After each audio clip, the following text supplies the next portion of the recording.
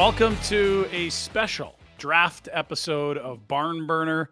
You're probably seeing, hearing, downloading this around Tuesday. Round one of the NHL entry draft from Nashville is Wednesday. Rounds 2 through 7 is Thursday. A switch up from the Friday and then the weekend follow-up that we've seen traditionally. The draft is in Nashville. We're doing this today live from the Tower Studios because Boom and I are traveling to Nashville today. So we're doing this a couple days ahead of time. I've got a couple great guests.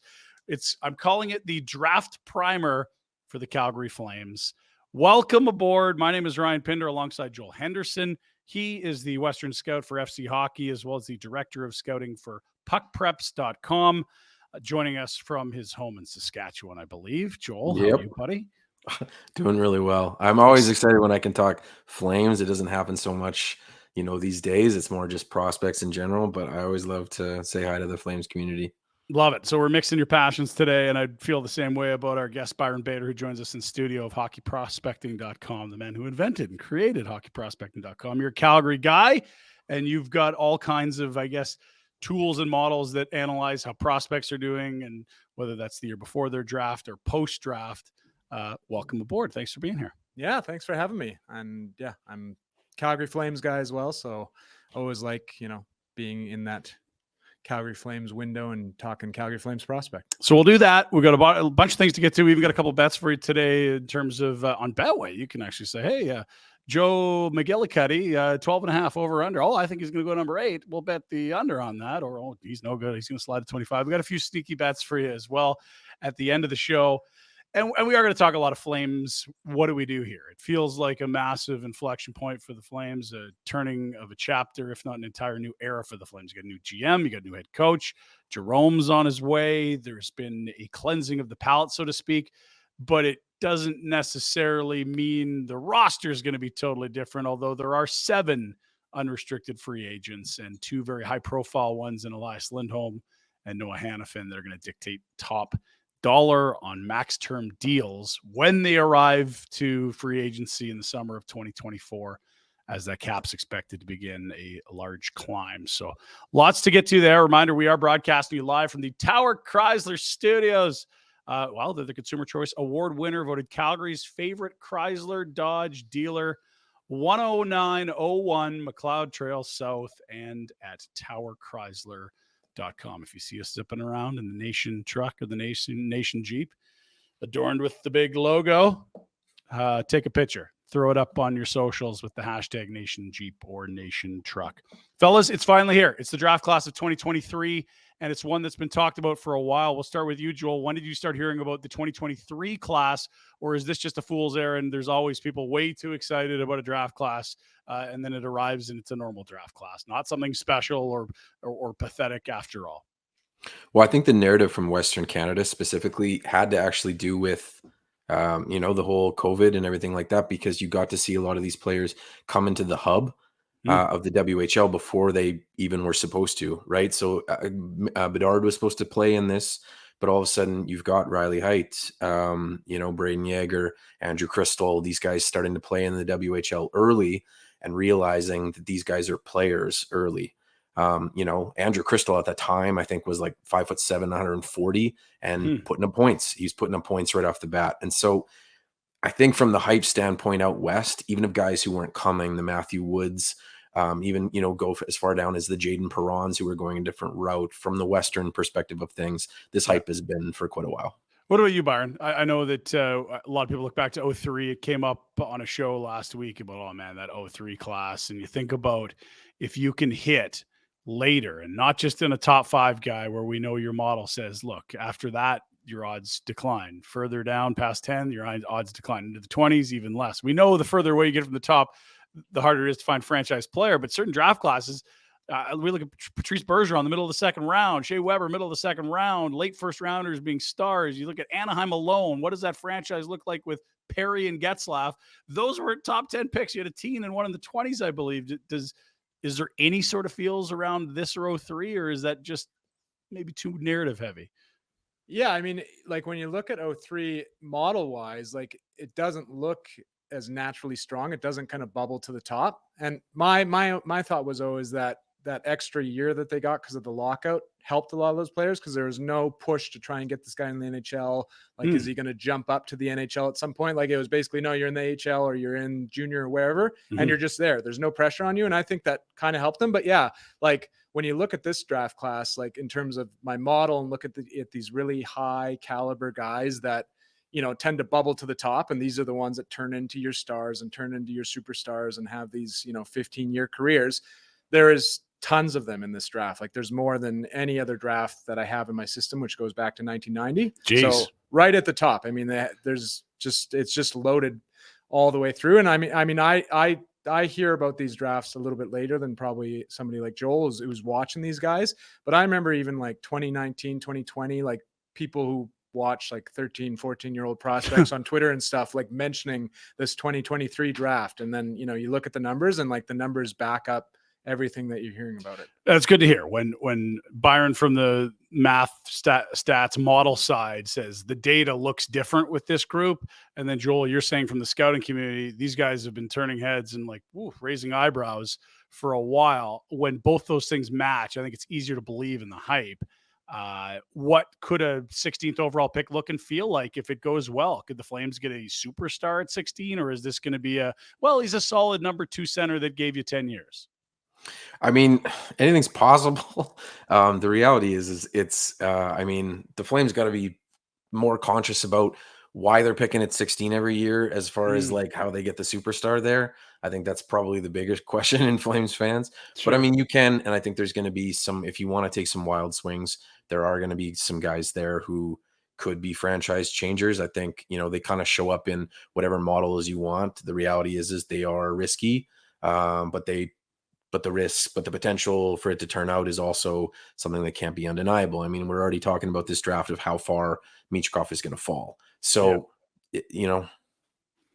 let's pivot, and because you make a good point, Joel. Let's get back to the Flames here. I don't want to completely knock people over the head with a tree trunk just yet on the draft stuff. And to be fair, I think a lot of people are aware of clearly Bedard. Everyone is, even if you're not a hockey fan, you've probably got a bit of a read on, okay, this is a special talent coming into the league. We know it's a strong class. That's not getting too crazy. And we'll start to get through the names and we'll even do a mock at the end of, okay, let's go through 16 and see where the Flames end up based on what you guys know. And it'll give an idea of like, okay, we're having someone slide, or like, geez, this caliber player is available here. But how are the Flames going to approach this? Like, Byron, you're watching from close by in the city. Craig Conroy's in. This is not an easy set of objectives in place, because I believe, and we don't know it to be fact, but I believe that his task is to keep this club competitive, make the playoffs. But I also think he understands that this team could get really old really quick if you just bring back your 7 free agents, to mention on the back end 4 of your top 5 defensemen working from the top: Hanifin, Tanev, Zadorov, and a wild card in Shillington, but young and the type of player that they're going to need. If he's good, you need to keep him. And then up front, just your number 1 center, your number 3 center, and your top scoring winger. That's all for free agents. This is quite a spot that Craig Conroy walks into this year. Yeah, no, for sure. And he's got the 16th pick. He's got all these balls in the air. He's got, all these UFAs. So I think the play is, I'm sure he's trying to sign some of them or all of them, but I think he's definitely probably going to trade one of them and try and get another first-round pick. And I've heard that maybe they bundle that up and try to get, higher, try to get at the back end of the top 10 or something like that. I think it's more, get another pick maybe in the teens and then keep both of them. And then, this youth movement that he's talking about, get a couple good pieces that wouldn't be available in most other drafts, but you're going to get a couple good players in, that kind of 15 to 20 hole. So I think that might be the move is get a couple picks in there and then hope that they work out as good as they look and as good as this draft is supposed to be. Because, if you're in win now and this is a really good draft, you can get a couple picks, but then if you go to the next draft and then it's not as strong or something, then you can't get the players there. So I think that's the move is, probably something like Hanifin, trade him off, get the pick, and then make both of them. And hopefully both of them are in the NHL within 2 or 3 years. Yeah. So Joel, I hear what Byron's saying. And I think at this point, the hard part is I don't have to tell you if I'm signing or not. I can take my sweet time. I've got a year until free agency. I don't know what the market's going to bear. I don't know which teams are competitive a year from now. I don't know what the cap's going to be even in a year. I got some ideas, but I'm just not in a hurry to make up my mind. That's probably what Craig Conroy is facing with 3, 4, 5 of these 7 UFAs. That's he's going to have to probably say, I don't know that this guy will or won't resign, but I can see what his market value is, and I might have to make a move right here. Yeah, and I think the thing that he's becoming familiar with, and he's talked about this quite a bit, about just like the wishy-washiness or just the indecisiveness. Guys that say like, yeah, no, like we can continue to talk and et cetera, et cetera. And I think he's talked about this a ton in the media that even I've seen of him just saying, I have to learn a lesson from that. And so we'll see what lesson he learns. But I mean, the obvious lesson should be look early. Look to see what the trade market is early on those players and see what you can do, see what the options are. I mean, he was under Brad Treliving, who it just seemed like Brad was one to kind of ask everybody what was going on. I think he'll take a page from that. But I think in my mind, at least, I've kind of just accepted that there's probably a couple of players that have already said like, I don't know, or I don't want to. And or those are just I'm pricing myself out of here. I want 10 Yep. and I'm not a $10 million player. Do what you need to do. Yep. And so if that's the case, I mean, it's an easy spot to try to get a couple of high picks, bring in a couple of younger players and go from there. So if you can get another top 20 pick for one of those, whether it's Lindholm or Hanifin, is that enough, or is that a centerpiece to a deal? I mean, obviously the market's going to dictate what guys are worth. You need betting wars. Can't just have one person you're talking to. And if you allow, Lindholm and or Hanifin to say, oh, negotiate with these guys. Well, I only like the offer of this team. Well, now you've lost your leverage. It's kind of a tough spot there. But if you can get your paws on another pick in the teens and then maybe a couple other pieces, like I sort of think the market, Byron, for a D-man, and we've seen different types of them, but it seems like the safe sort of C level for the trade would be a first and 2 seconds. That's what you saw for a young Dougie Hamilton who hadn't quite proven himself, for a Travis Hamonic who didn't bring offense, but had a value deal going. It's also what you saw with Hampus Lindholm, who was acquired at the deadline to Boston and then re-upped. A first and 2 seconds is becoming a really common package that you'll see for good defensemen, and Noah Hanifin is one. Would that sort of be a starting point where you think, yeah, if in this year's draft especially, let's do this? Yeah, I think definitely that sounds just about right for me. Or you have like the, kind of mid first rounder coupled with, like kind of like a B level prospect, not like one of these guys that's knocking on the door and as soon as he makes NHL, he's going to turn into a star, like a Cooley type, not that type, but more like a Peyton Krebs type thing where he's there, he's around, he's about to make the NHL, but probably kind of more in like a middle six role. So I could see that, like a first and a player like that, or a first and 2 seconds really makes sense. Yeah, you float Krebs. That's interesting. There's been a bunch of proposals out there that media people have put together. Not here's what I'm hearing, but here's what the type of package I think would work. And Krebs and Buffalo was one that made sense. He came over in the Vegas deal for Jack Eichel. He's a guy that showed some upward movement last year in his game. Buffalo likes him, but do they like his upside, or adding another top 4 defenseman more to a Buffalo team that looks like they're coming out of this rebuild pretty quick all of a sudden? That's an interesting name to bring up at this point. Guy too. Well, so local, yeah. Local. Okay. So that's where the Flames are at in terms of 7 guys. I'm not as worried about the Backlund Tanev situation, even Toffoli, in the sense that these aren't franchise pillars for the next 5 to 10 years, whereas Lindholm and Hanifin, they're going to dictate max term. You can sell off a couple of guys at the deadline, or, you know what, we're competitive more than we thought. We're willing to take Michael Backlund straight to UFA, and maybe he doesn't resign. We lose him for nothing, but we think we're good enough that we could keep him. Is that sort of how you'd view this group? Like the older guys you will take into the season as UFAs, or no? Yeah, I think so. I mean, taking off your Homer Calgary Flames thing. I mean, Backlund's been there since the start. Obviously, wants career to be captain. Flame. Yeah. Like you kind of want to give him that respect and give him the deal and give him the captaincy. But yeah, I think I agree. I mean, yeah, they both coming off career years. If you sell Toffoli right now based on that crazy year he had, like, can you get something like really good for this draft? So.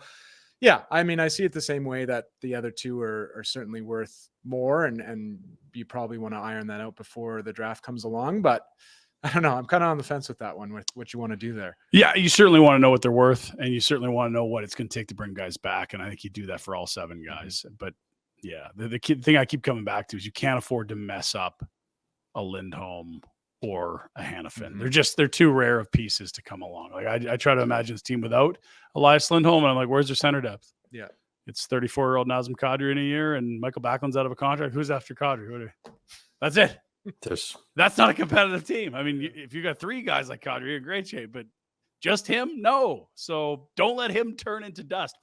Gone, right? Yeah. And you're right about Toffoli. It's where the cap is and what he's making and the production he just had. That'd be a really nice piece at a low number for a contender to bring. And maybe it is at the draft. You can say, you know what?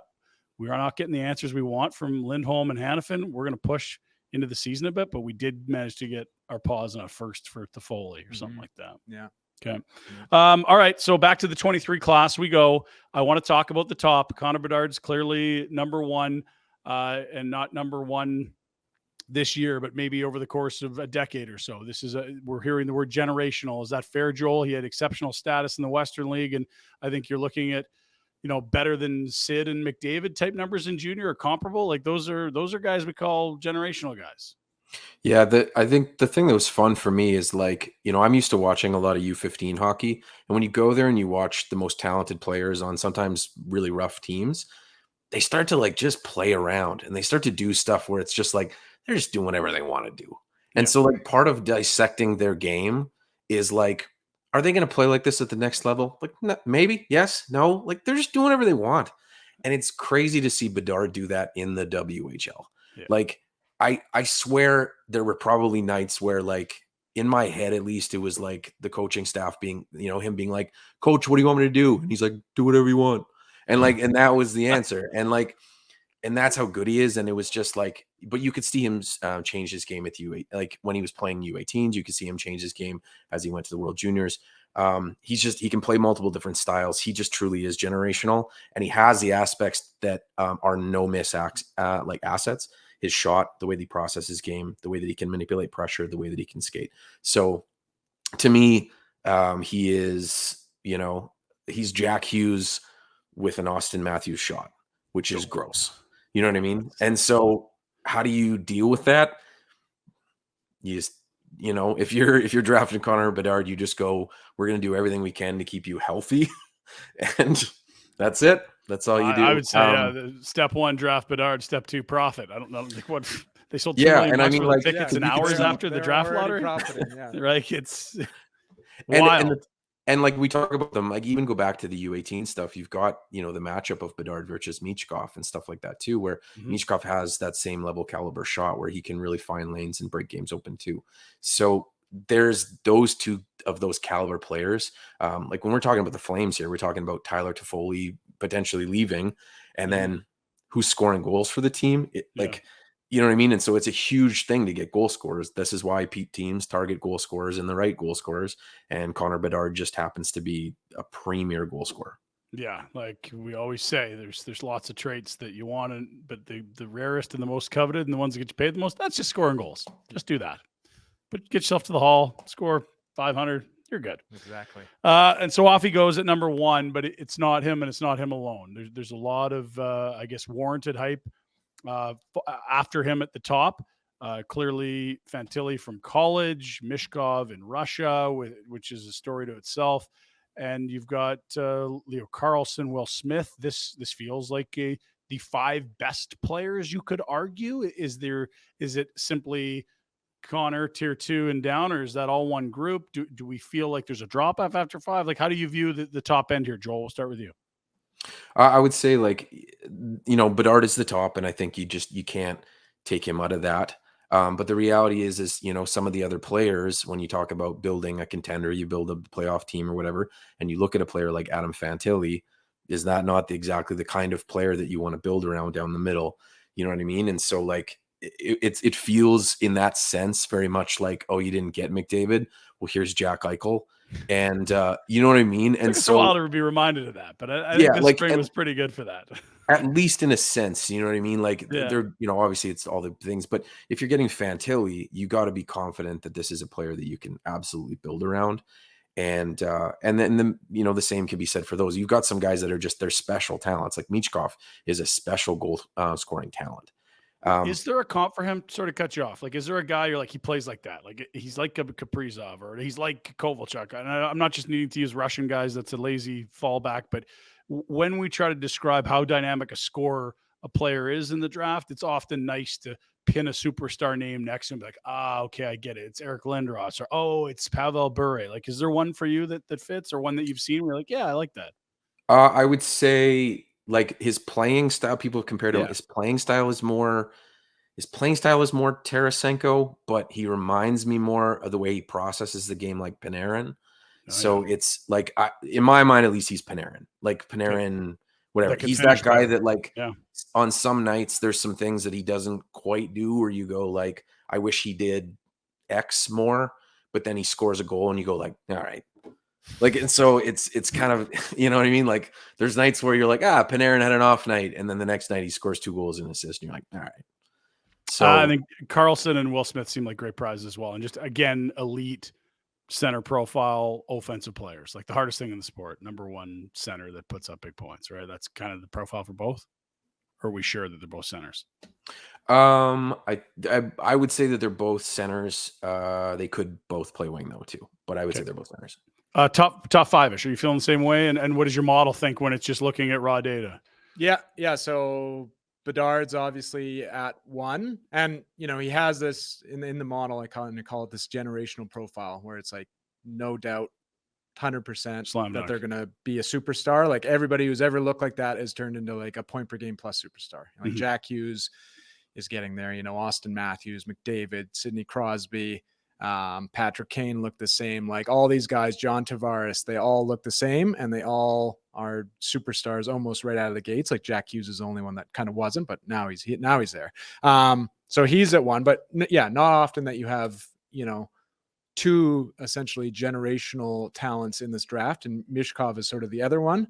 And, he might fall to 4 or 5. And then you have a guy like Adam Fantilli, who's not quite there, but he's like just like 1 step below in the model. And he looks like guys like Pat LaFontaine and Eric Lindros, but not bad for second. So when nice consolation. Yeah. So when Joel says, McDavid and Eichel draft, like, it's exactly like that. Like, you're getting potentially 2 guys to go 1-2 that are going to put up, 80 plus points, maybe right out of the gates, or 70 plus points.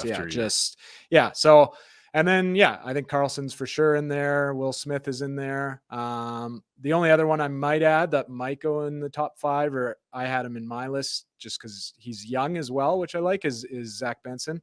Okay. He has a nice profile in the model. He looks like Ryan Nugent-Hopkins and Nathan McKinnon. Like, he's young, that there's a lot of runway left there, that he's can make another big pop next year and go up another level. So he's another one that I might have in there. But other than that, it's looking like those 5. We should probably get you to talk a bit about the model real quick. I mean, when you say Ryan Nugent-Hopkins and Nathan McKinnon in the same breath, people are going to say, huh? But what we're talking about is what? They're both good players. They're in different stratospheres. We know that. Yeah. But as prospects in and coming into and coming out of drafts, they were similar. That's what you're saying? Yeah.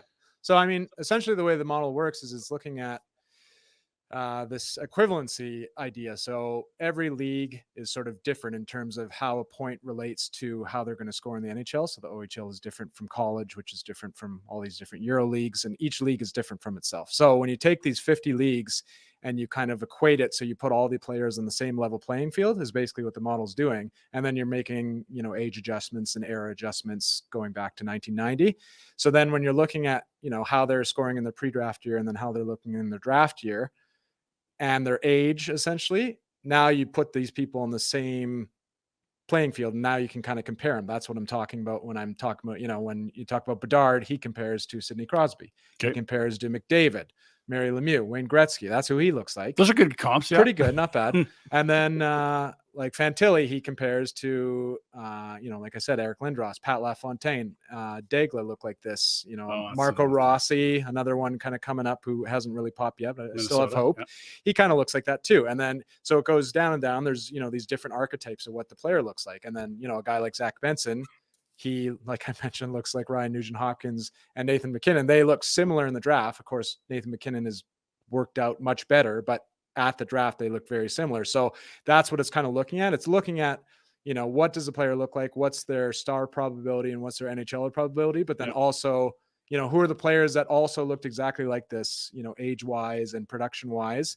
And what can we glean from that? Are most of them superstars? Are most of them stars? Are most of them, an average middle sixer? Are most of them busts? So that's really what the model's doing and how it's kind of working. I think it's nice that it shows you as well that this isn't an exact science and no one sits here and says he's going to be X. There's a best case scenario and a worst case scenario and a very likely middle of the bell curve in terms of what guys will end up being. I think the model really portrays that nicely, where it's like, yeah, there's some duds in here, but there's also like, look at this. Like if you want to talk about rolling the dice on some skill, like, oh, this guy could be this, but he might never play. Like that's a real situation. Draft tables will talk about, like, this guy might never play, but if he does, God damn it, he could be a star. Yeah, exactly. Let's look at hit rates by draft position. If you're watching on YouTube, if not, this might feel like a little difficult. A lot of numbers here, but essentially what we're showing here is round by round, the probability of you getting an NHLer, which is 200 games in the NHL, that's a cutoff you've made.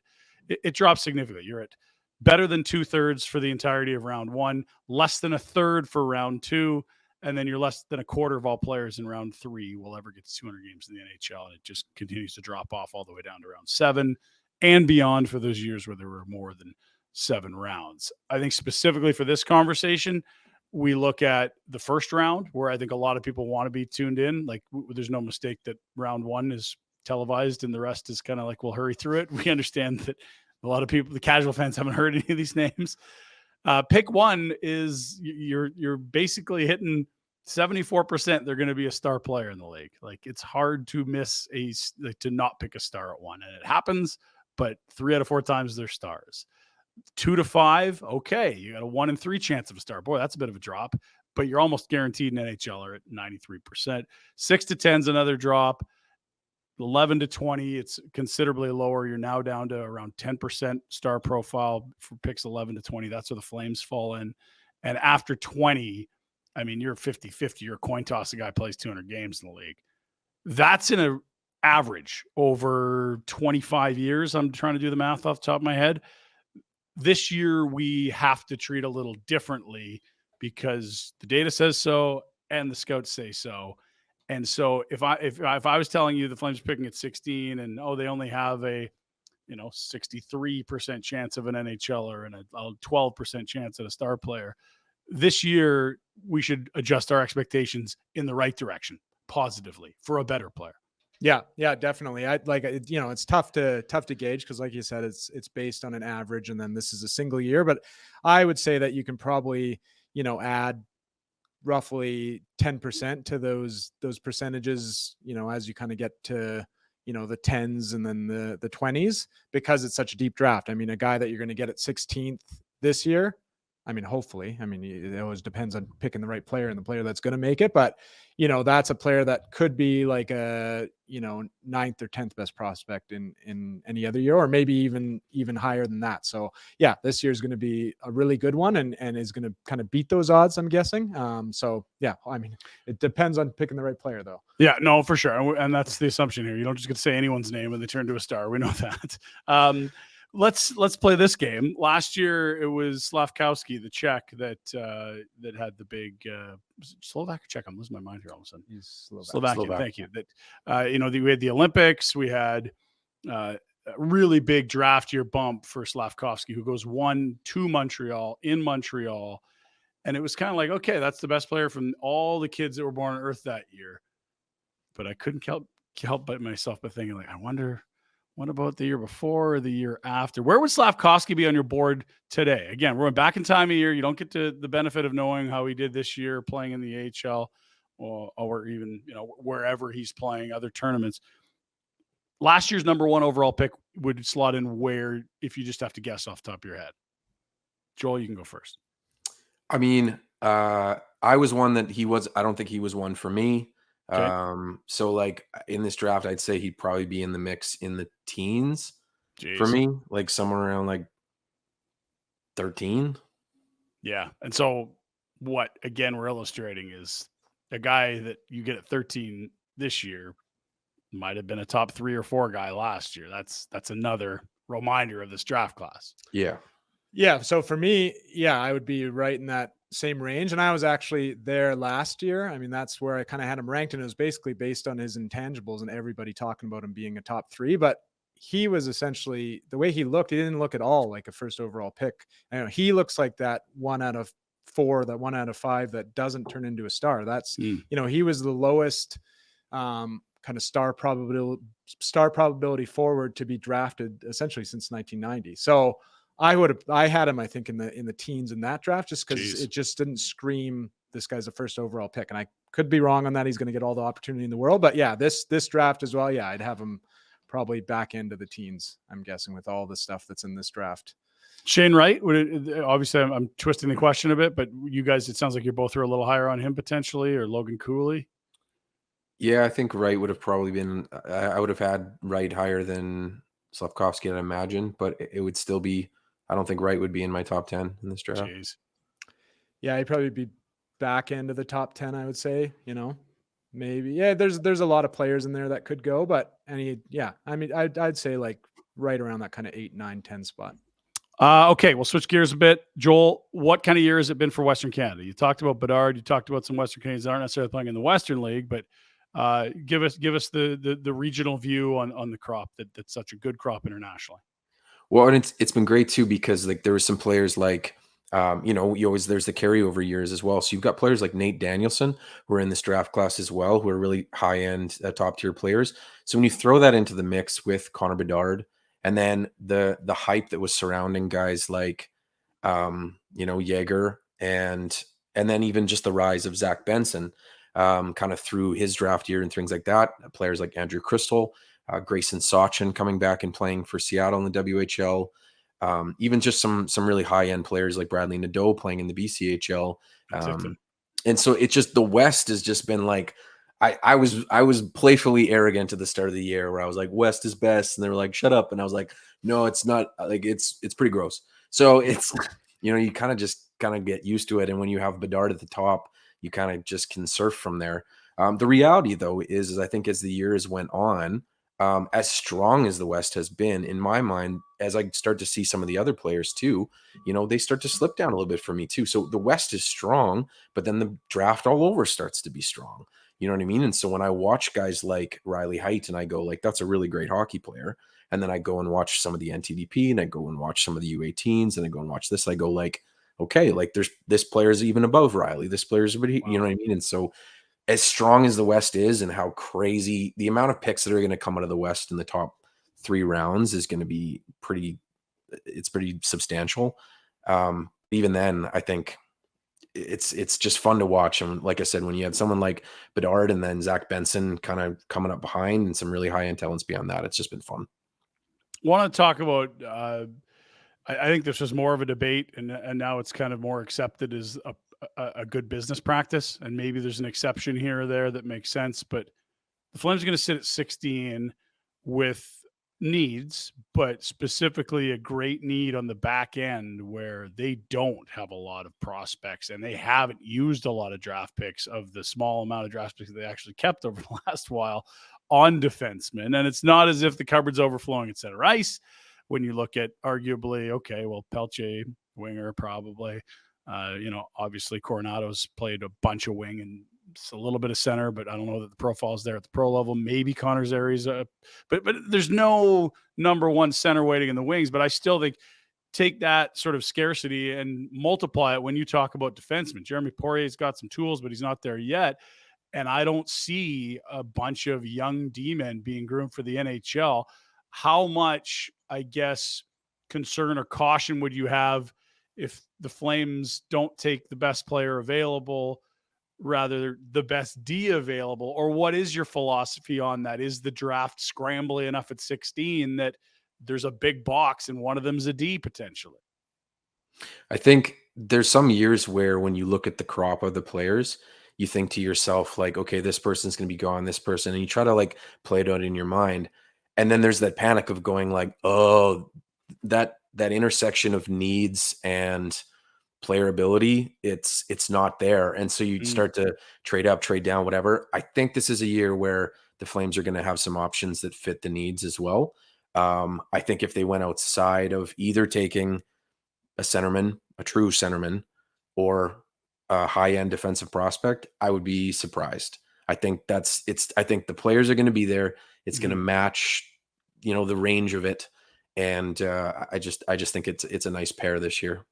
Yeah, and you could, knowing the prospects well, Byron, not just this draft class, but who they have selected, it's not a bumper crop of D waiting necessarily on the Wranglers or in the junior ranks. No, absolutely not. Like you said, like Poirier, he's, he could be like a second PP guy, probably more of like a bottom six guy because he's, he's not great third defensively. pair. Yeah, but like he's got that offense to him, but he's not not earth shattering. Like he might make it and he might be something, but like I don't know if he will. And then after that, it's like I don't even know. I don't even know if they have a guy in there that could make the NHL. You're squinting. Is Jan Kuznetsov going to be a player? I mean, it's a huge frame, but your model would say no.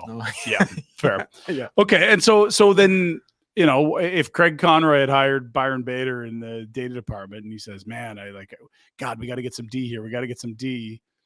What's your concern level going in? I'm not suggesting Connor's going to do that, but just to walk ourselves through this dilemma. If they pick a D, they might be taking best player available, but you don't want them reaching for a D and leaving a really good player on the board. We've seen too many examples of that happening in the sport. Yeah. So, I mean, that is a bit of a concern for me because, you look at the big 4D that are in this draft that are probably going to go in that kind of top 20. There's two that I like. There's ASP and there's Reinbacher, but they'll probably go before. And then the two after that, Willander and Simishev, those are ones that are like, to me, like they may seem like the safe pick, but they're like, to me, they're like the risky, dangerous pick because they don't show well at all. When you look at guys that look like that, and there's, dozens or maybe hundreds of these guys that look like that, like the NHL success rate isn't very high. Even if you look at just the first rounders, like it's not great. And, maybe 1 out of 5 kind of turns into a pretty good player, but which one are you getting? Are you getting the 1 out of 5 or are you getting the other 80%? That's where it's a big fear for me. That they take one. I mean, I would be okay if they took one of these offensive guys that shows really good to me. That's maybe going to drop, like a guy like Guliaev from Russia. Like he looks amazing.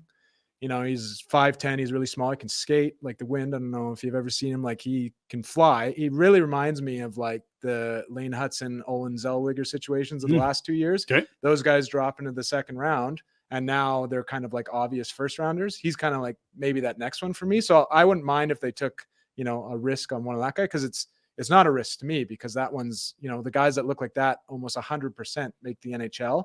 And you might be looking at, your new first PP unit, offensive stud in 4 or 5 years. Right. So there's a bit of fear for me that they take something that's like, in too such risky. a good draft, you take the one that, you take the 5 or 7 players that are going to bust out of the first round in this draft. Like that's a concern. And Joel, where do you see the layers on the D? Like the more I look at mocks and the more I look at people that do this for a living, ranking them, it feels like it's ASP, the Swede, and David Reinbacher, the German, that depending on the mock, they're going as high as the top 10, or in other ones, they're sliding into the mid-teens, whereas the rest of that group they're all over the map, anywhere from early second round to, the teens. Like there's just way more volatility beyond those two. Do you see it as a 2 best D and the rest, or is there just a really diverse skill set here that depending who you are, you could fall in love with or dislike? Well, I think sometimes when the defensemen are the same archetype, then you can start to really rank them pretty easily. But I think these guys are a little bit different as well. Like I think those 4 are very different players. So, when you kind of go through them, like Sanin Pellikka is very much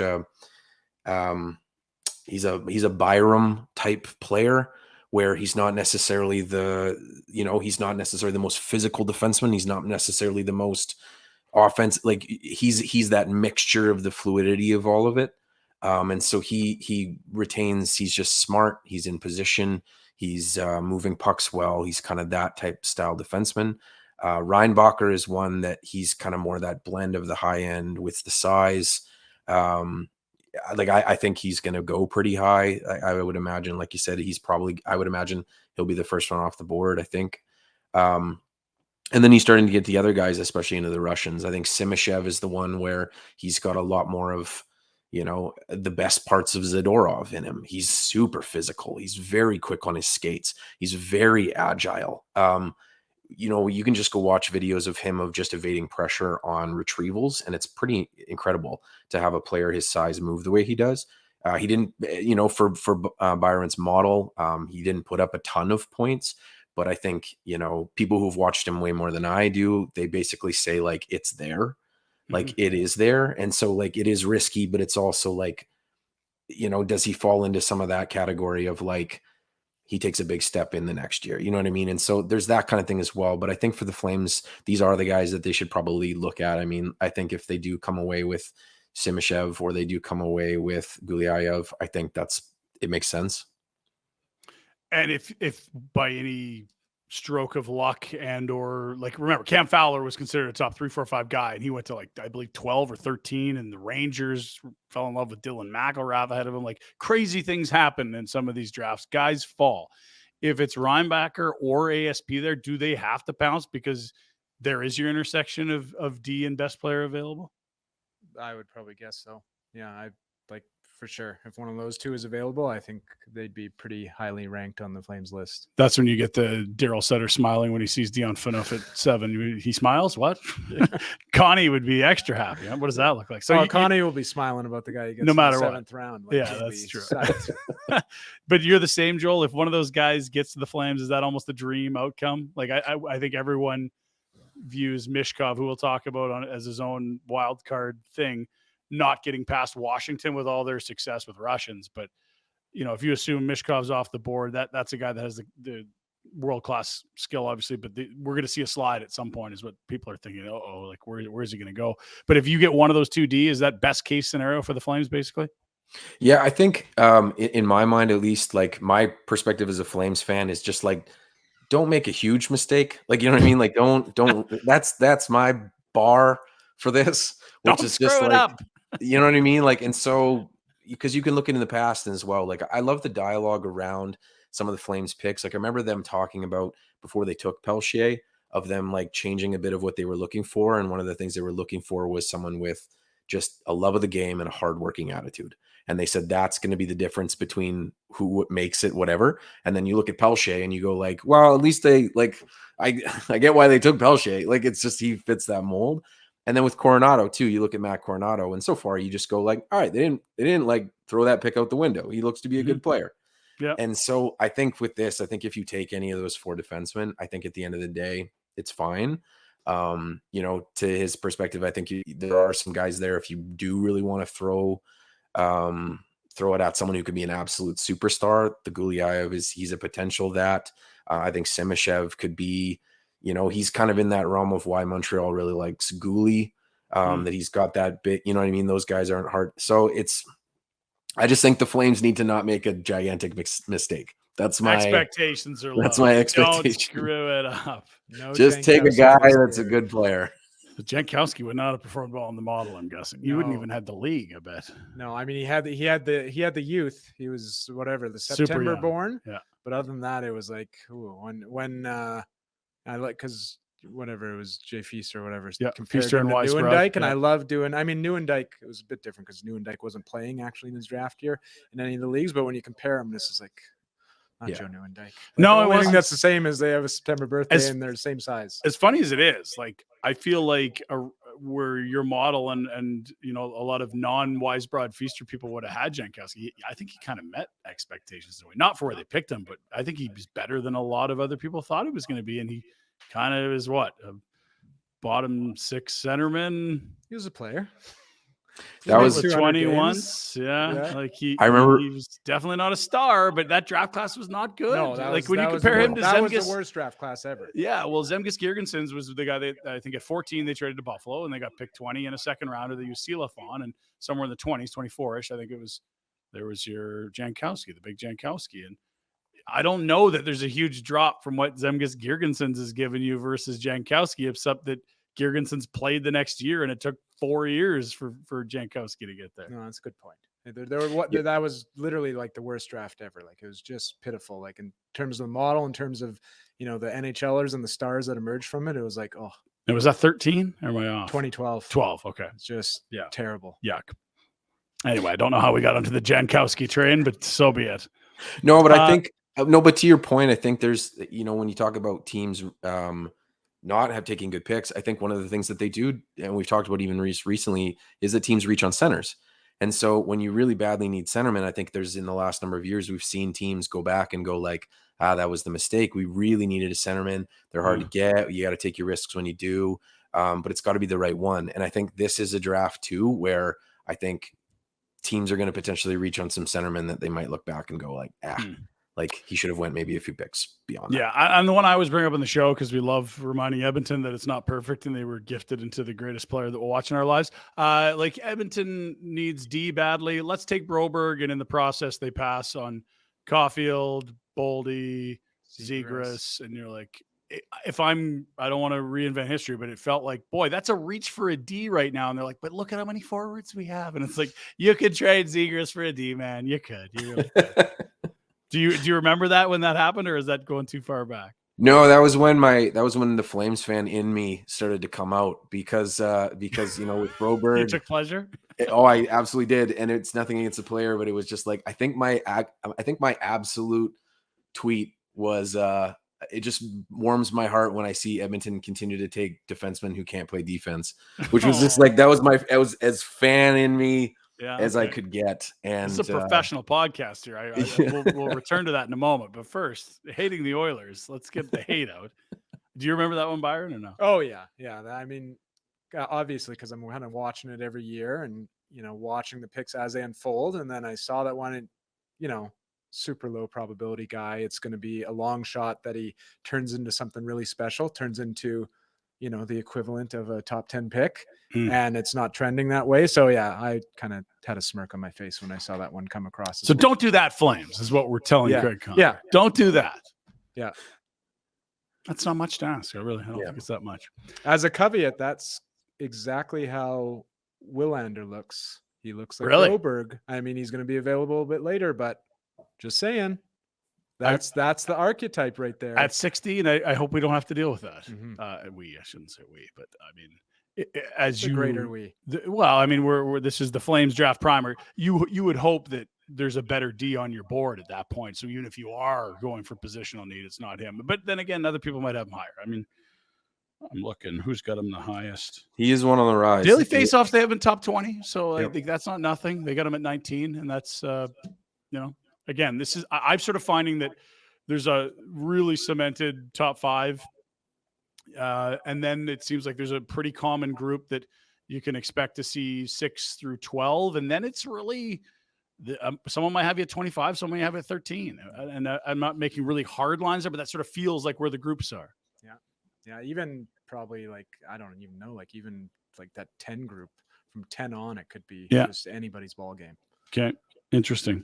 I want to tell you about Village Honda. You can find them on online at villagehonda.com and also at the Northwest Auto Mall. Get road trip ready. It's summertime with essential detailing getting done, starting at only $79.95 from Village Honda. Service, all makes, all models, whatever you're driving, bring it in. Stop in, meet their award-winning service department. Worth the trip. Village Honda, your one-stop automotive destination in Calgary. Okay. I want to do a mock draft with you guys. That's going to be fun. We got some bets on where we think guys are going to go. I also want to bring in the Michkov wild card. I'm playing the Michkov card. Incredibly talented player that would go one in a lot of years. Please raise your hand if I'm overstating it or exaggerating slightly, or if you agree or disagree. I guess Joel, agree, disagree, other. He's... Like I said, it's he outplayed Bedard at the U18s. There's Michkov he scores goals as efficiently as you would want a guy to score goals. Yeah, has a generational profile, just like Bedard. When you got a generational guy, normally they go first overall. It's just this year is just bananas, and so it's the Eichel thing you mentioned earlier. Yeah, exactly. He'd go one in other years. Yeah.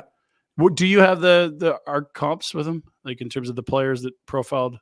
Like Michkov? Yeah, you told us Fantilli, who I believe was what, Lindros and Same LaFontaine? ones as Bedard, really. Really? It's Okay. yeah, he looks like the exact same. He's got the exact same sort of pre-draft numbers, which are very rare, past to 40 equivalency, and then the draft year equivalency past to 50. So you're looking at the same guys. You're looking at Sidney Crosby, McDavid, Matthews, Patrick Kane, Jack Eichel, I think sneaks just over there. Like nobody that isn't amazing. And so this is where we understand that it is a wild card, because you're talking about a guy that could step in and be a team's best offensive player. And he might have 7 teams say, thanks, but no thanks. Why, Joel? Honestly, I don't know. That's my do know, but okay, you know what I mean? Like you would take the risk. There are factors, right? Like there are factors. I mean, there is, like you said, there's the political climate, there's those things. I mean, but he does even show those signs that, like, I mean, as far as I know, he said he wants to come play. He wants to come over. Like you've seen all the good signs out of a player like that who, you know, as far as his intentions and those types of things, I think you absolutely have to look at it.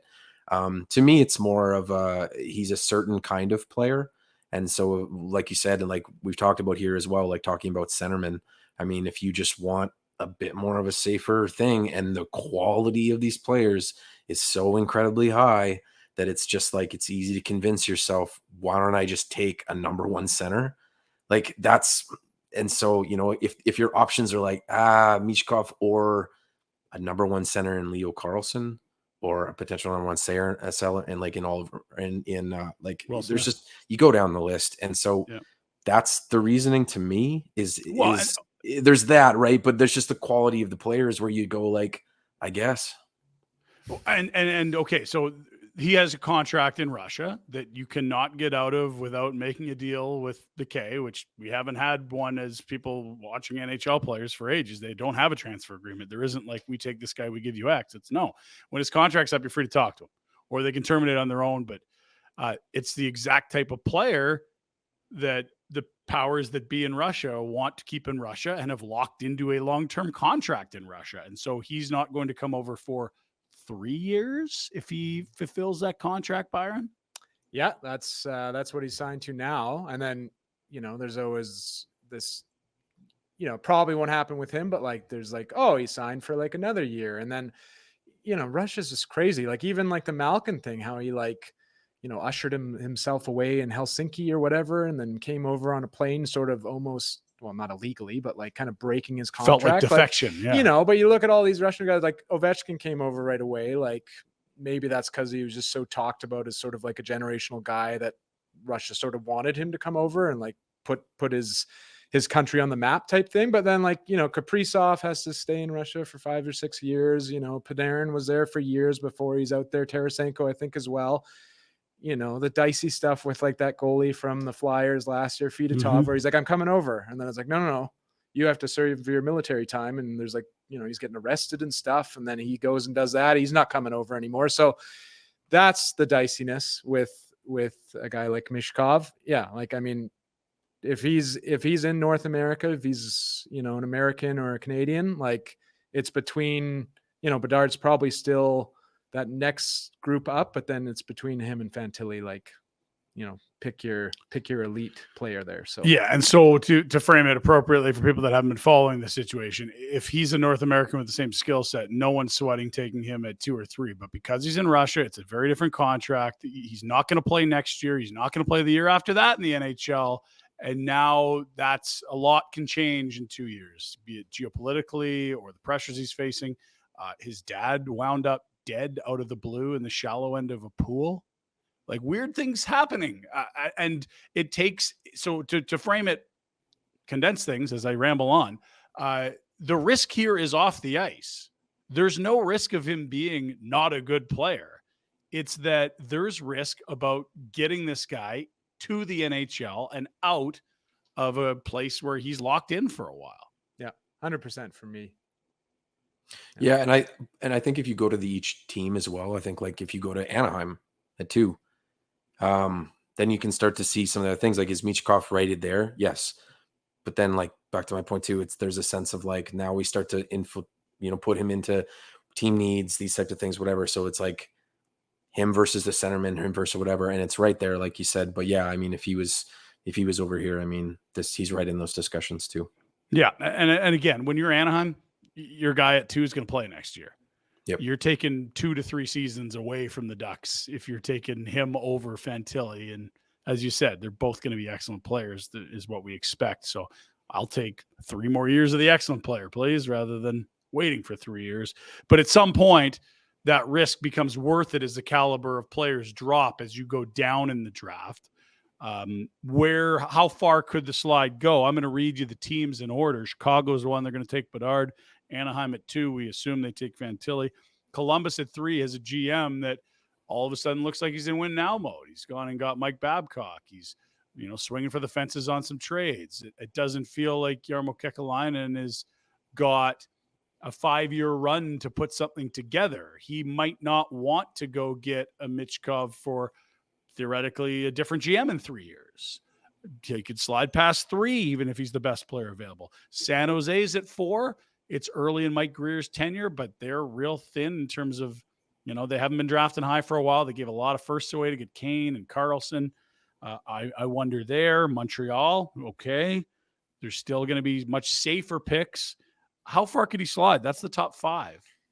Yeah, I mean, he could. Yeah, San Jose to me kind of makes sense, but then Greer has kind of been focusing more on sort of like a hard, big player. Like he's kind of mentioned that a couple times, okay. Like so a small Russian that's not going to come over for at least 3 years. And then maybe that's a bit of risk. I agree with Columbus that, Kekalainen wants to go now, which begs the question, is he going to take a guy like Will Smith? Maybe he slides into the NHL right away, but guys who come from the U.S. development program, they almost never go right to the NHL. They always go. Yeah, Hughes was the first. And he, it was weird that he kind of stayed there and he kind of set a path and then Will Smith followed. But, most guys go to college for a few years. So is he going to step in right away? So I think Michkov, yeah. And then, the Habs are kind of looking for probably a center. Do they want to wait? Maybe they think they're closer to sort of competing, so they don't want to wait 3 years either. Arizona at 6. A lot of questions about where Arizona will be by the time Michkov gets over. He's not going to sell tickets. I think he's going to go to Arizona. He's not going to sell tickets in Tempe. They'll be out of that junior barn by then. I think he's going to go to Arizona at 6. Is going to be okay. Okay. And Joel. Yeah, I mean, I could see, like, to his point, I could see anywhere. I think I could see Columbus, except Leo Carlsson is there. And Leo Carlsson is essentially everything that you think that Kekalainen wants for that team. Like, if you love Michkov, the reality is they're trying to get right now the most out of Laine, who is supposed to play the role that Michkov, you know what I mean? And so Carlsson is kind of, it just makes sense. So I think I wouldn't be surprised if he went to San Jose, and I would be very surprised if he got past Washington. So that's kind of where everyone seems to think Washington's the end of the line. Last stop on the trade line is Washington, because look at all the success they've had with Russians. Ovi, it's going to be passing of the torch down the road, but it's not like, oh my gosh, a Russian player. What's the playbook? What do we do? They've got a bunch of them. Orlov just left. Kuznetsov's still there. It's Ovi. This is not as foreign to them. And frankly, if Michkov asks around, the Russians love playing in Washington. I mean, it's been a good run. Yeah, 7. Hopefully be better. Yeah. And I think with Russia too, I mean, and even just when their prospect pool, I think it just makes sense for them to take a risk, even too. Like for them to it just makes sense for them too. So I just don't think he gets. Yeah, and Washington picks at 8. The only team we didn't mention is Philly. They're at 7. They could pick him too. Dan Briere's first draft, and all of a sudden he's looking like he's gonna afraid to tear down. Small guy picks a small guy. Small guy. Yeah, that could make small sense. guy club. So there's small guy stuff. Marty St. Louis coaching Cole Caulfield. Small guy. Yeah. Interesting. And again, it'll be Bedard's a megastar, but this might be the other star. And like some team is going to say, yeah, we got him at 8. He's fucking got 2 scoring titles and we got him at 8. Yeah. And they're going to be sitting there with their player that maybe is like a 50-point player and just. He's good. He's not bad, but but he's not a 10-time all-star. He's not Pavel Bure or whatever. Yeah. Crazy. Okay. And the narrative writes itself too. Like he comes over and you just go like crazy. And then he doesn't come over and you go like, man, they could have had like, right. And so it is what it is. Beautiful story. If he doesn't come over, then you count the years of, you go down the line of which players went after, and it's one of those. But the risk is at some point in time, like you said, like if I'm that, you have to take the risk. You just do. So the Wild with Caprizov, remind me if you do, and it might be too long ago. I don't want you to try to, well, maybe it was just like, if you don't know, that's fine. They had to wait a while for him. They drafted him. He's a top prospect. They switched GMs along the way. One of the first things that was asked is like, oh my gosh, like it sounded like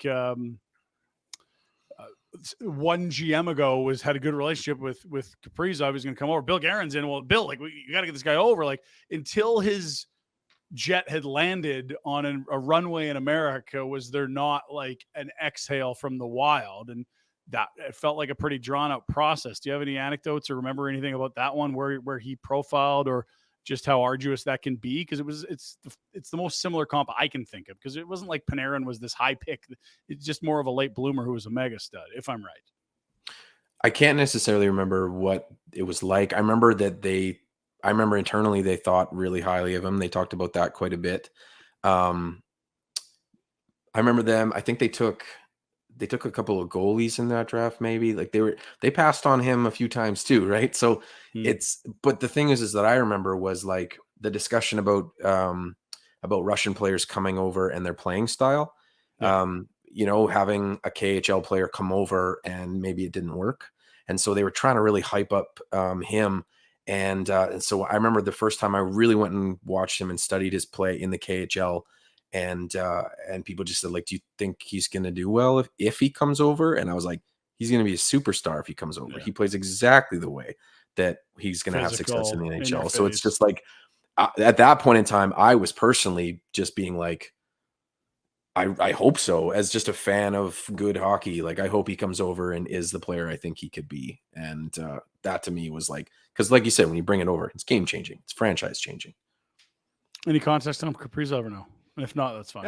It's a while ago now. No, yeah, I remember like, when he was coming over, and like even with my dealings with hockey prospecting stuff, I was actually talking to the Wild like around the draft, like 2020 draft, just potential consultancy or whatever. And I was asking about Caprizov, and I was like, "You gonna get this guy over?" And they're like, "I hope so." Like they, they were pretty sure they were going to do it, but there was still a little bit of concern there. But they got it done soon after that, and the way they talked about him, like. They were, the way he looks in the model is great. And they were talking about him like, we're hoping this guy's going to be a driver for us. And that's what he's turned out to be. Yeah, he's been a stud. There was that situation where he went back, what was that, like a year or two ago? And then like he had like some false papers or something. And then is like, is he going to come back over, or is Russia just going to keep him there? Or probably coincided when he needed that new contract as well. Yeah, it's funny how that works. He's 26 now.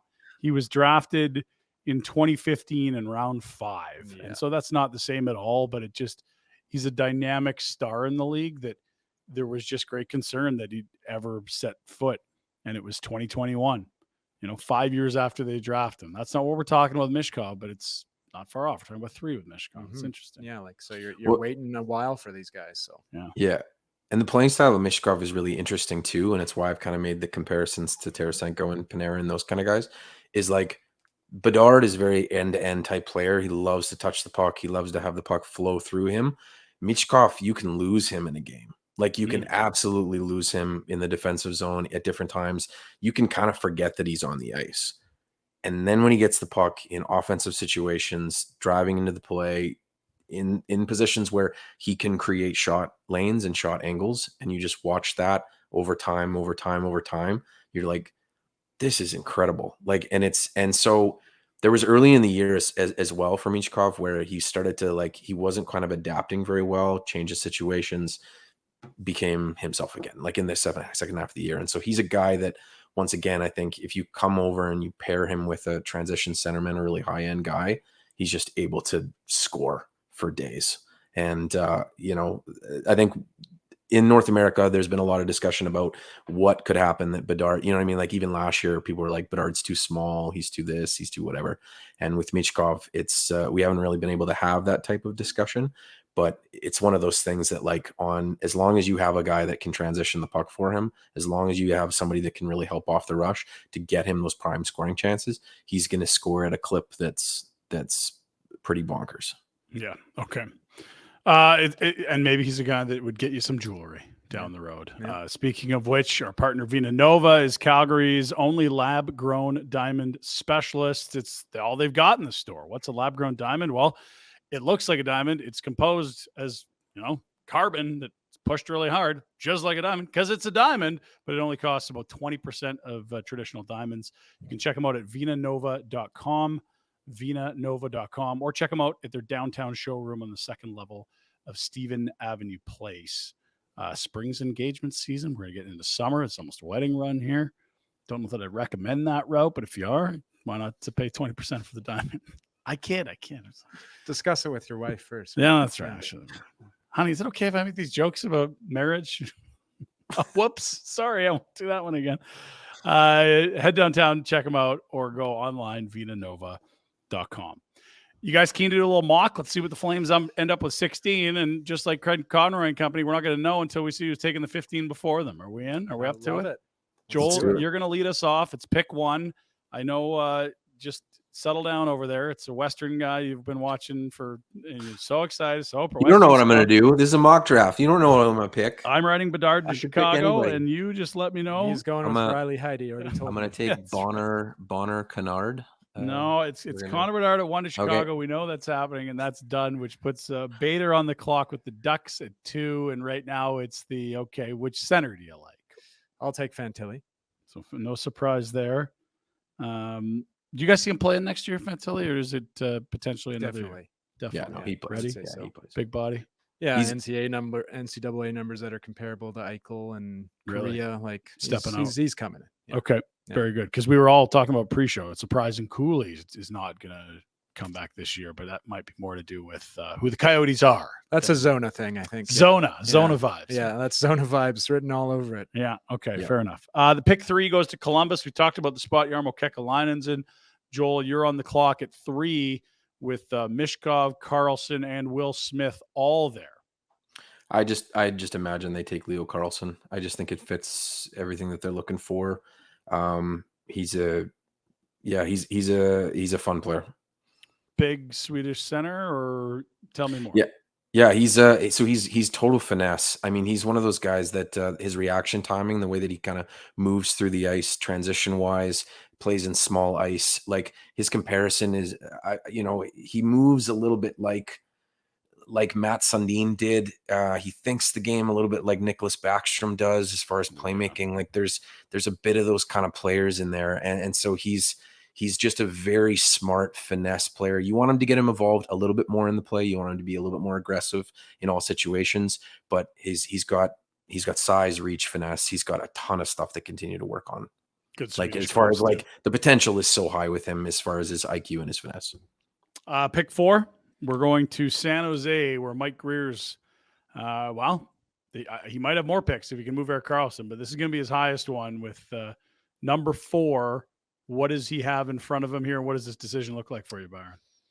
I'm gonna go completely against what I just said 5 minutes ago, and I'm gonna go with Michkov. Just looking at who's there, and he wants to go for the size and that type of thing, but like when you're looking at Benson's not huge, Smith is not huge, Michkov is not huge. He's gonna go with the generational guy that's sitting there for 3 years. So rather than reach for the big second line center, he's taking the superstar winger. Yeah.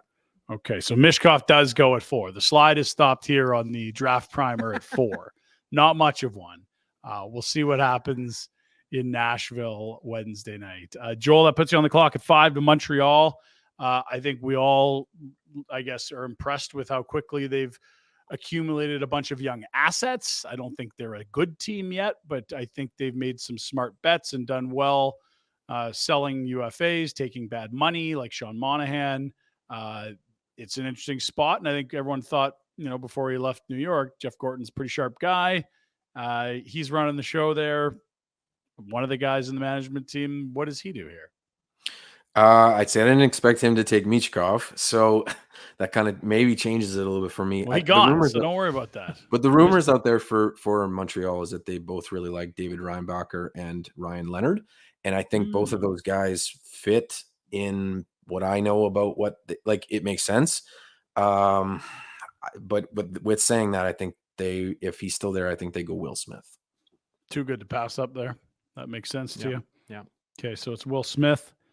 And again, great offensive player. That's don't have to oversimplify it. Like that's a special offensive player, Joel. Yeah, I think he is in a similar mold to like a Ryan Suzuki, or sorry, a Nick Suzuki. Like so they have that kind of tentative player, but like when you're building that level of skill down the middle of the ice, it just like I said, if down the road you have to trade one of these players, you can get buckets full for them as well. Yeah. So.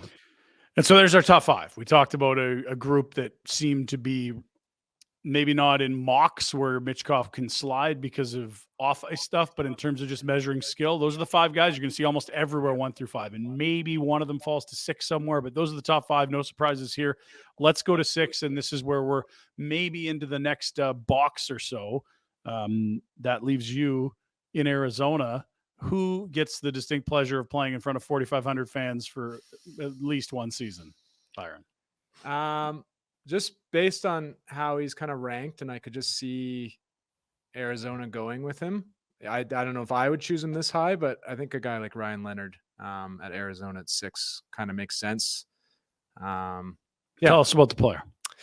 I mean, in my model, he looks, he's a center. He's got a great reputation. He's a two-way guy from what you read about him. But like in my model, he looks pretty good, but he looks like a guy that would normally go in kind of the teens. He's an older prospect, didn't do much in his pre-draft year, and his draft year was, pretty close to an elite level, but just a step below that. So, normally like when you look at like the guys that turn into stars like that, it's only like, 1 out of 5. 2 out of 5 type thing. So I would probably have him more ranked in the teens, but I think he's so highly talked about that I think he's going to go somewhere around there. So yeah, what do you see it there, Joel? Because I know Byron's saying I don't know I would do it, but I'd expect Arizona to do it. What do you see them doing in that spot? Just sort of. I think to be honest, I think Arizona is kind of a wild card. Like as far as we all know, I mean they've traded up. They traded a ton of assets to trade up to get Connor Geekie last year. They're kind of a bit all over the place, and I have no idea what direction they're going to go. I think there's a few guys there that makes sense for them. I think Ryan Leonard is definitely going to be in that mix, and the same with Montreal. I think even if Ryan gets to Philadelphia, the next pick, I think Ryan brings that extra level of tenacity that in this draft where you start to get into the finesse guys, you start into the guys that have high end skill, but maybe not that grit.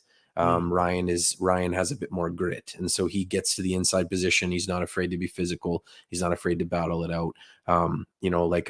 In my mind, if Ryan is there, I don't think Ryan maybe even gets past Philadelphia in this draft. Sure. Because the way that Philadelphia's talked about their rebuild and the way that they're kind of wanting to go, it's just that. So Ryan Leonard has that extra little of battle. He's got that like compete. So you're Danny Briere, and you just saw Leonard go in front of you. Dang it. That guy looked like a flyer. So who do you have the privilege of selecting that is now available at 7 that isn't Ryan Leonard?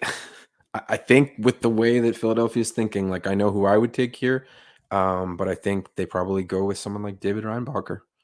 So we have our first defenseman off the board. And I think right, it makes sense. They've just traded Provorov. It has been a glaring weakness for the organization for many years. Ryan Ellis is probably done for, so makes sense. Like he just kind of fits their archetype of what they're kind of looking for. It seems like I've been paying quite a lot of attention to Philadelphia's media, to the way that they've talked about this type of thing. I mean, they've been very, very clear this year that they wanted to see who wanted to be a Philadelphia Flyer. They want guys with a bit more, edge, compete, that kind of thing. Like they're letting guys rise up the system and stuff. And I think Reinbacher's probably somebody they think really highly of. Washington at 8. We go back to Byron. They missed out on Michkov, so I think they're going to go with Zach Benson there. And when you say miss out, so they're chasing skill here? They're chasing offensive profile? They're chasing adding high pieces to their prospect pool that they haven't had for years. I mean, probably not since, Kuznetsov type thing. Have they had, a player that could be, a top line driver like that. And Benson could be that. Probably not right away. He probably goes back for a year or two, but, could be there in a couple of years. So Benson at 8 to Washington. Left winger for sure, we think? Or yeah. Okay. 9 back to Detroit. This is interesting for Detroit. They've got a couple picks. They added not only their own, but Vancouver's, which actually is the Islanders in the Bo Horvat swap, if you remember. Horvat to the Island, first rounder back. Vancouver turns that around, sends it out for Philip Hronek. So it was an interesting deadline for Steve Yzerman. He said, you know what? A lot of people like this team. We're getting better. Not quite there yet. I'm going to grab some more lottery tickets, and it feels like a good draft to do that. The first few numbers hit in this year's draft class. You're closer to winning the lottery. What does he have here at 9 on his own pick, Joel? I'm going to say Oliver Moore from the NTDP. He has speed and skill for days. He had the unique pleasure of being the second line center on the team and not getting, the wingers that some other guys have. His skill is arguably, if you kind of break down the skill elements, he's right there with everyone else. I think like when we talked about taking the risk on the skill and taking the risk on the centerman, I think this makes sense. And it also kind of it feels very Detroit-y to me. Okay. And you sort of noted his second lines there. Will Smith playing in front of him. That's what we're talking about. He's in Will Smith's shadow. Yeah. Like young Carlson. Yeah. Okay. I was due for one bad Will Smith joke. You cannot hold me down. Yeah. I get 1. That was it. We'll move to 10. Poor RJ's losing it over there. South Philadelphia. St. Louis, first of 3 picks in the first round. Maybe the only one they use is kind of what we heard Frank Seravalli opining or maybe suggesting is the case. St. Louis isn't a bad team. They got some nice pieces. They're in a window to be good, and they pick also at 25 and 29. Maybe you use 25 and 29 to improve the roster. And at 10, you find your next organizational pillar of sorts. What's available on the table at 10 for St. Louis, Byron? I would have thought Detroit, they love their Swedes, so I would have thought they would have taken this guy, but Joel went a different way. So I'll go with, he's not a Swede, but he played in Sweden. So I'll go with Dvorsky. He's kind of highly ranked in that realm. He's kind of an odd prospect in terms of the model. He played in the secondary Swedish league, the Alvenstan, and he was okay. Didn't produce a whole lot there, but he had like a really good pre-draft year, and then he went over to the J20, like kind of at the back end of the season, and then he produced like crazy. Yep. And the way the model works is I always choose where they show best, and it's a super small sample set, but he showed really good in the J20. He's a young guy, so he actually looks pretty decent in the model. And he's kind of ranked around there, so I could see them going for him. So. Okay. Vancouver at 11. This is their own pick, not the Islanders, if I'm correct. They just opened up some cap space, Joel. How can they screw this up? Oh, wait, Jim Bennick's not there anymore. What do you see the Canucks doing at 11? I'm trying to think of I'm trying to find the divide between what I think, what I would want, those types of things. Walk us through it. Talk us through that. What would you do versus what you think they're going to do? What do you, if you're a GM and what's screaming at you right now? I can't believe this guy's still on the board. Well, and I think we've kind of talked about it here, where this is where it starts to kind of pick up in the draft, where it's very wide open. There's some players with some really big question marks. There's some players with some really big upside there. You know what I mean? And so this is where players won't work out. And this is where players will this is where it is going to be really split. And I think this is probably volatility here. And this is where teams, I think this is where teams maybe reach on some players too. I'm going to say Nate Danielson to Vancouver at 11. You referenced Danielson earlier, I believe. So tell us more about him. So Nate Danielson is he is one of the older players. He's a 2004. He was kind of in Brandon. His very unique elite quality is the way that he transitions pucks. He's a very, very efficient transition centerman. It makes power play entries and those types of things really, really incredible. He has a very long stride, long build, finesse through the neutral zone. He's not a natural goal scorer, and he's not that kind of player that will wait that 95% in order to set up someone in a prime area. He's got some kind of stuff to work on. He's somebody that I could see taking a route similar to a Michael Backlund, where the skill is sometimes it's working, sometimes it isn't. So you really have to work on your cutting harder, being tougher on pucks, back checking every shift. He's got pieces of that. And I think he's somebody that you just have to continue to work with. I do think this is quite a bit higher than I would have taken him, but I think he's somebody that it makes sense for someone to kind of reach on, because if he does work out, I think it's a really terrific positional two-way centerman. 7th amongst North American skaters in Central Scouting. So, I mean, it's not all lists. And again, this is where you talk about the volatility. That's as high as I've seen them. And maybe there's another list somewhere, but it does speak to the volatility you alluded to. Yep. So you're going to take Danielson there. You want to leave that one at that spot?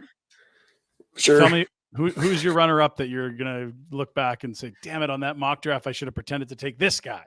Well, and so this isn't what I would take, or, those types of things, but I think there's guys like, if they want to go with a local guy, I mean, there's a lot of people that really like Matthew Wood in that spot. I mean, you could go defenseman there. I just have really no idea what Vancouver is actually thinking. That's probably the biggest thing in my mind is what are you doing? What are they doing? And so I don't know. That's fair. They talked about, well, we can't be making buyouts that are going to hurt us years down the road. And 2 months later, they bought out OEL. And I'm not saying it's a bad move, but I mean, you're wondering about who's running the show there. And to be fair, it's the third GM where we've rendered who actually is got their hand on the ship. Is it the GM? Is it the owner? What does the president do? Is the president here anymore? Where's Trev? A lot of questions.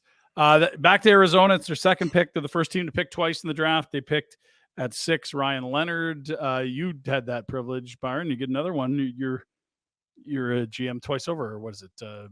Bill Armstrong.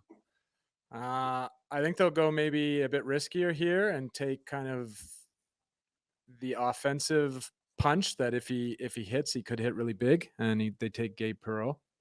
Okay, wow. Tell me about Gabe Perreault. So, I mean, yeah, model-wise, like he's a young player, has the sky-high equivalency, playing mostly with Will Smith all year, which is pretty rare. So, in U.S. development program? Yeah, same program. Didn't have the pre-draft year to sort of back it up, which, that's a big difference when they have the pre-draft year that backs it up. That's like 97th percentile. And then they also have the draft year. Like, these are the ones that turn into stars, like, 3 out of 4 times. When they don't have that year to back it up, it's more like maybe 1 out of 4 type thing, 1 out of 3. So that's what you're kind of looking at there. So you're betting on the profile. Big. Yeah, you're betting on the skill set. It's a low floor, high ceiling pick.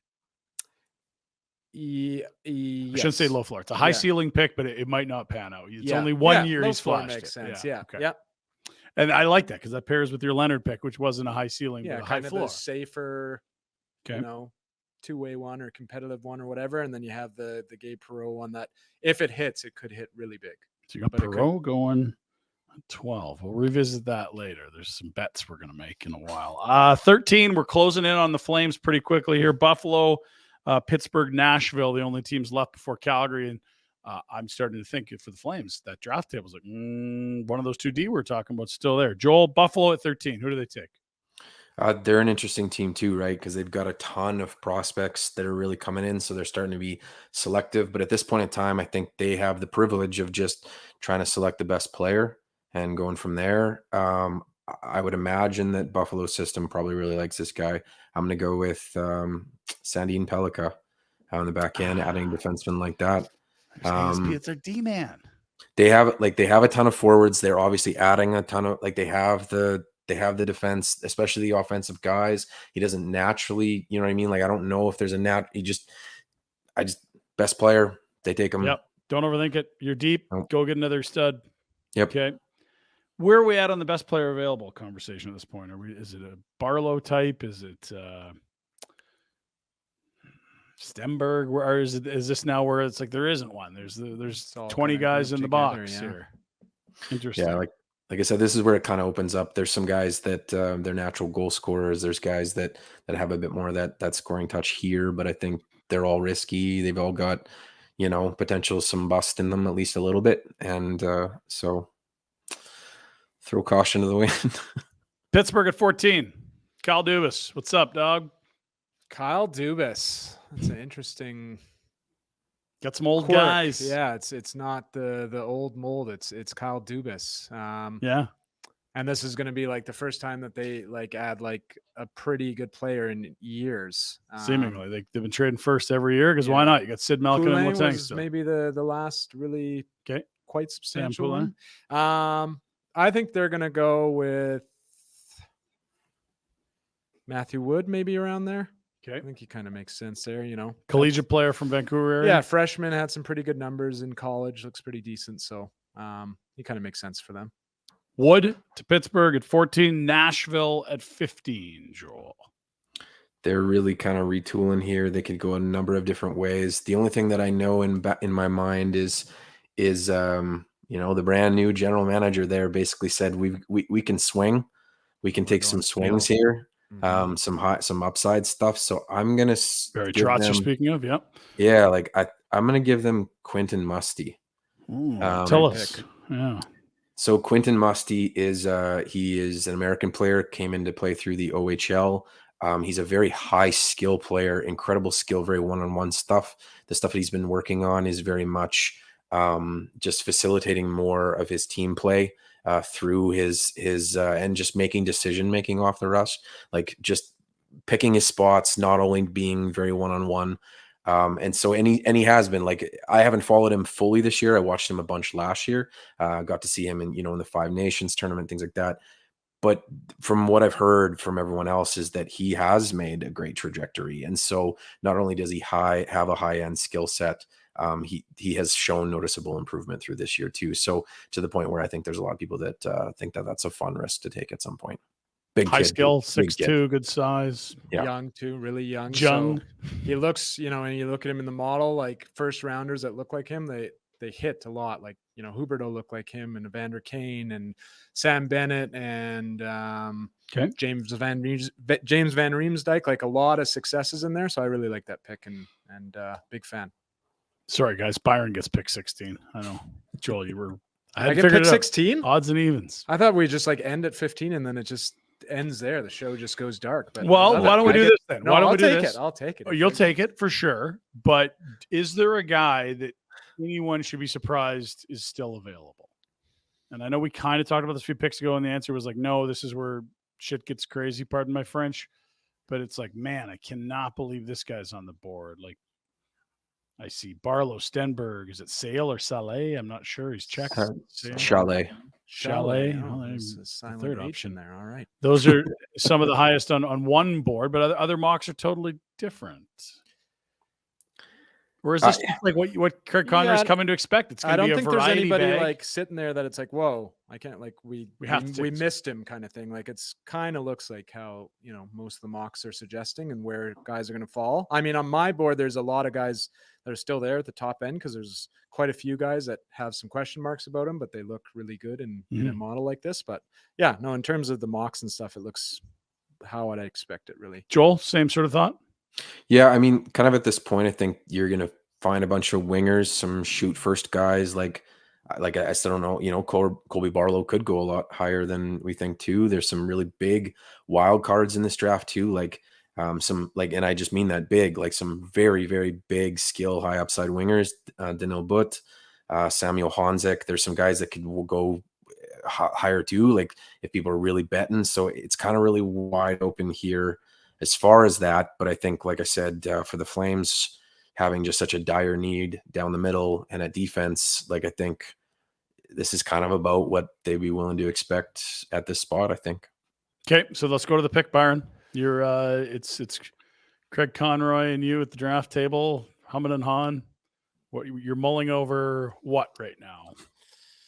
Because again, we go right back to the scar tissue. Don't screw it up, guys. So there's probably higher ceilings you're going to leave on the board. You want an NHLer that can be special, but you don't want to swing and miss at all. Yeah.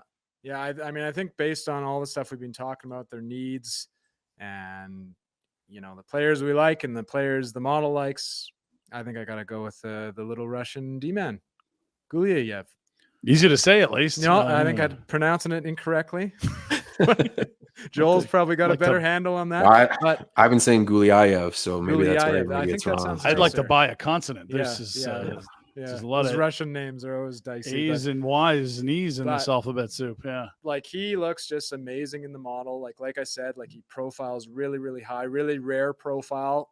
Basically 100% NHLers come from this profile. I mean, there's only 5 to 10 of them that are in there, but so what's rare? What is the model seeing that's like, whoa, this is a really small group of players? It's just his normalized production. So getting all the production on the same level playing field, like I spoke about, like when you do that, and for the D-man and his production in his pre-draft year and then his production this year, both coming from the junior league in Russia, the MHL, off the charts, like just off the charts. He had like, you rarely see equivalencies that high in their pre-draft year as well as their draft year. And like I said, like it's a group of like 10 players, you know, when you kind of batch them together, and they're basically all NHLers, or all, you know, there's some recently drafted guys that are in there, but basically they're all making their way to the NHL. So I'm going to take that pick at 16 and hope that it pays off big. And you just said this is a pretty elite skill set, if not huge, but not small, or he's 5'10". He's a small D-man. Fair. But he can fly. Yeah. And he's just great offensively, just based on the stuff I've watched. And, you know, again, the profile in the model, Joel can speak to it more, but I really like him. And, you know, at 16, I'm willing to bet that there's something there. Joel, more on the pick? Well, I just think, like, when you kind of go through the risks, like we're talking about, like someone here that I'm assuming is really high in his model, someone like Andrew Crystal. And in order for Andrew Crystal to be Andrew Crystal, he has to have other pieces in place on the team. And you've kind of seen that in Kelowna. You've seen that, whatever. So, you know, and so like my equivalent is like when people talk about, oh, like why did Logan Stankoven fall, you know, due to size or winger and all this kind of stuff. Stankoven is going into a system in Dallas where they have speed, size, transition up the middle. And it's just the perfect spot for him to try to succeed in the NHL.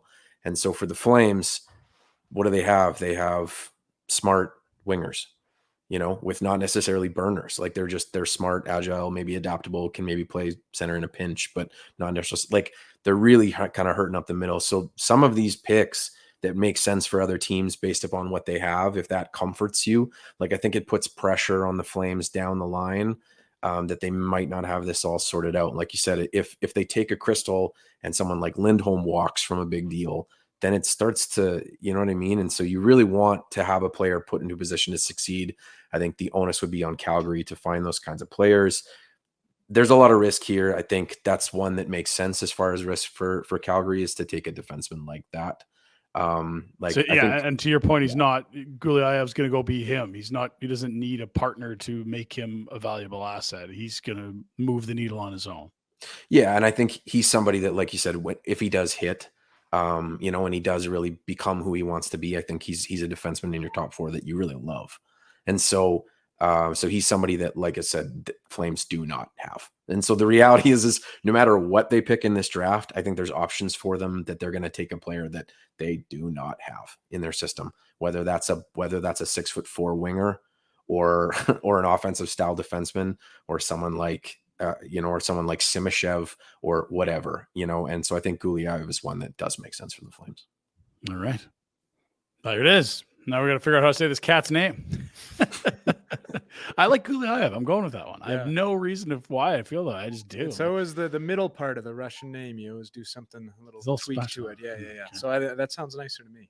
I'm sure after playing in the league for 10 years, he'll say it was something else as well. So yeah, I'll switch it. It's actually this, nice. And you go, okay. Moaning about that pre-show. Yeah.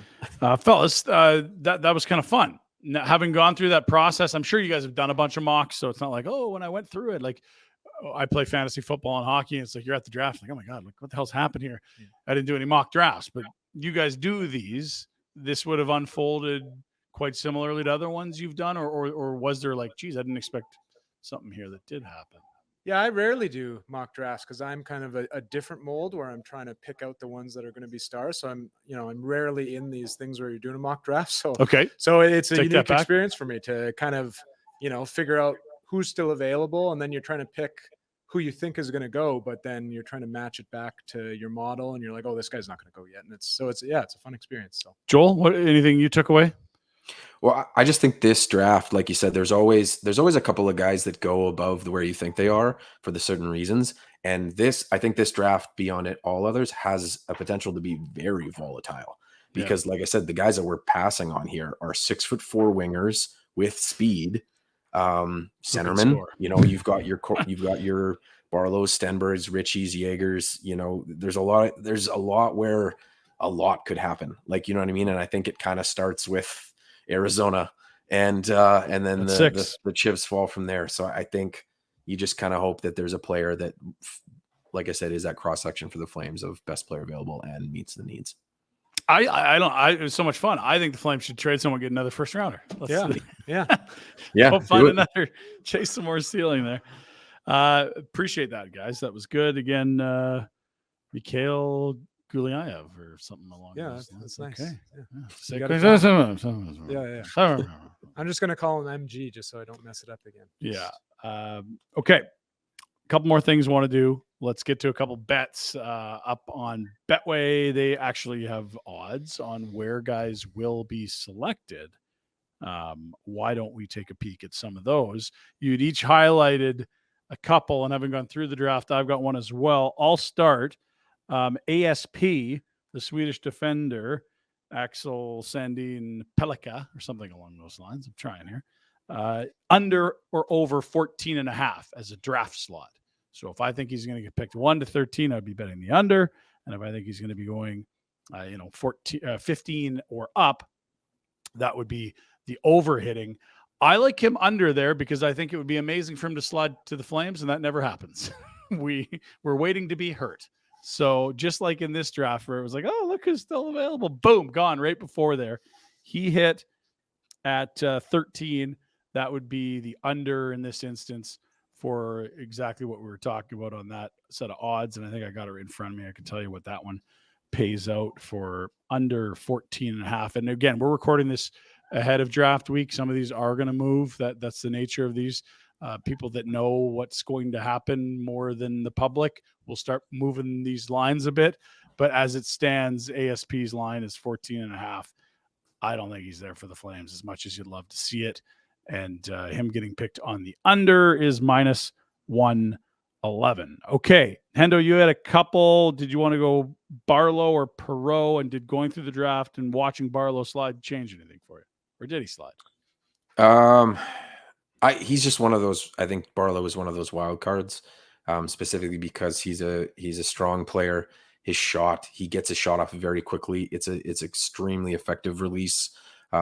His type of player, once again, like I think there's going to be a lot of guys in that mix that really like Barlow. Okay. I do think he's going to go higher than I think he.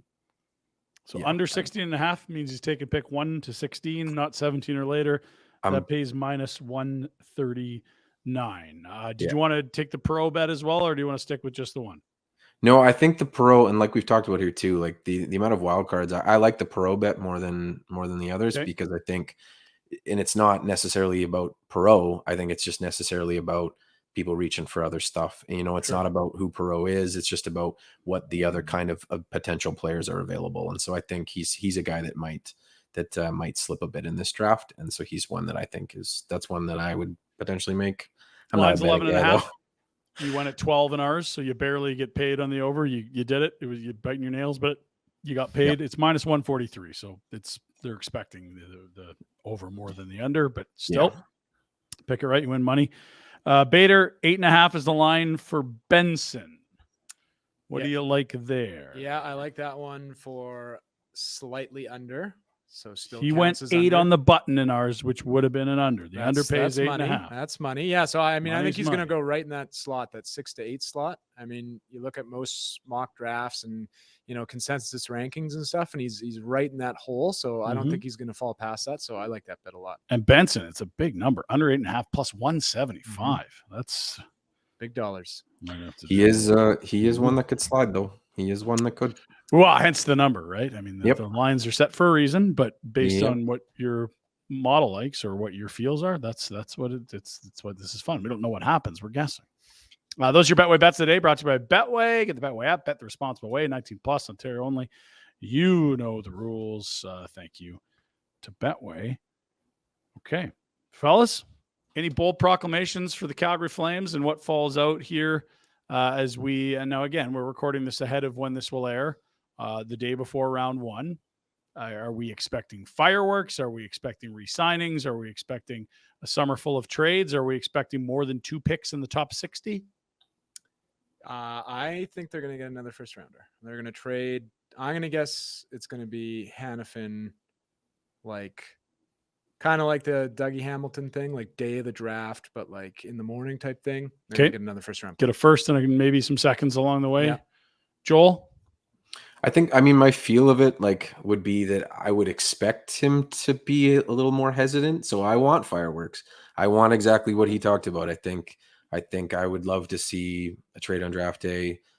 You know, if it makes sense, if the players kind of indicated that they're not too inclined to sign. So I think if they traded Hanifin to get another pick, pick player, another pick, I think that'd be great.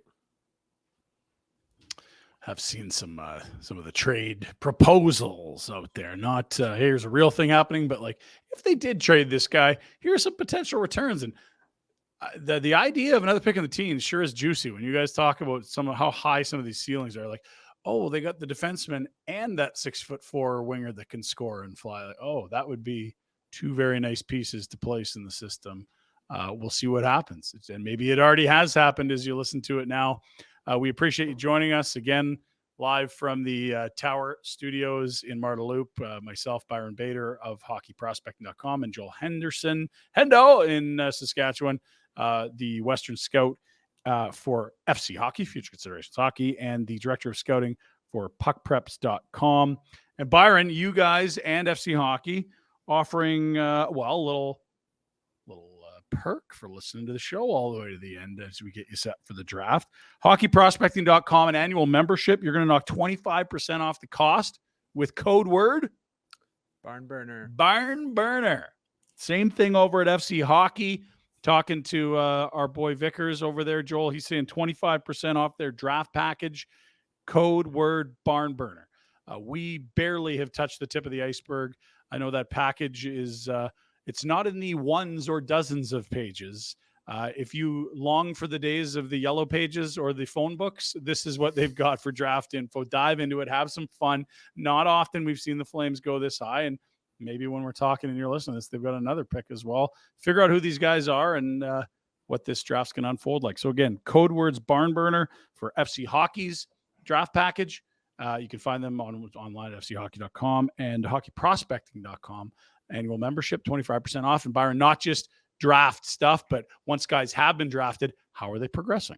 Exactly. Yeah. So watching, how they progress in the next 3 seasons after being drafted and seeing, if their star probabilities are climbing and they look like a for sure star, or if they're falling apart and they look kind of like replacement level. So yeah. Appreciate it, guys. Thank you very much for doing this, and for everyone watching. Buckle up for tomorrow's show. It'll be a Wednesday live from a bar in Nashville.